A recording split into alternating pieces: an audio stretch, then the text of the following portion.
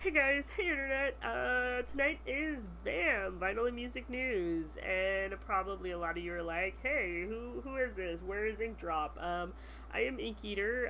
I am the artist, creator, and owner of this channel. And tonight is Vinyl and Music News, and tonight I wanted to talk about a gentleman who creates vinyl out of unconventional objects, such as insurance papers, x-rays, anything that he can kind of get his hands on, which I thought was insanely freaking cool. I learned about him through an article on Vice.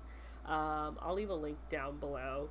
And he's essentially this record label owner who has created really these unorthodox records out of these things that you could only imagine in your dreams, I guess.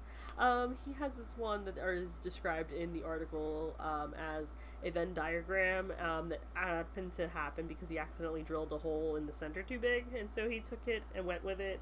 And I kind of love that, and that's kind of the beauty of being an artist, is just kind of going, okay, this is a fuck up. Instead of just tossing it in the trash and calling it what it is, how can I fix this? How can I improve this?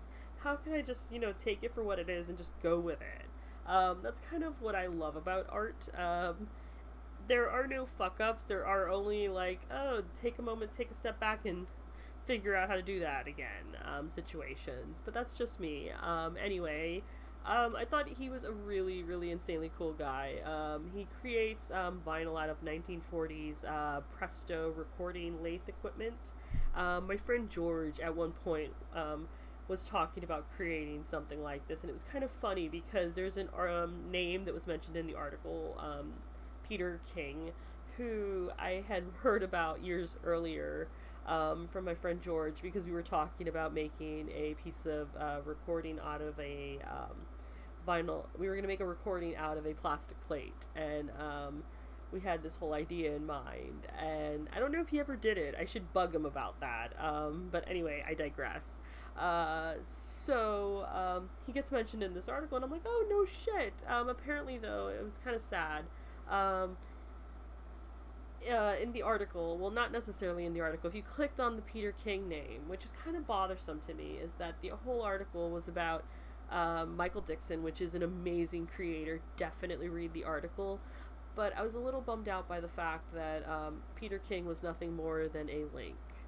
And apparently he's fallen on hard times, and he's had to have some eye surgeries, which I can only imagine as a person, that's just rough all to itself. But to be a creator of sorts, and to basically have had to have eye transplants like twice, and have to rack up all these medical expenses, it's nerve-wracking, because it's almost like you're losing your passion, which I had seen videos prior on YouTube. I will leave a link to those down below as well, of just the passion that this guy has for creating the vinyl in the which way he does.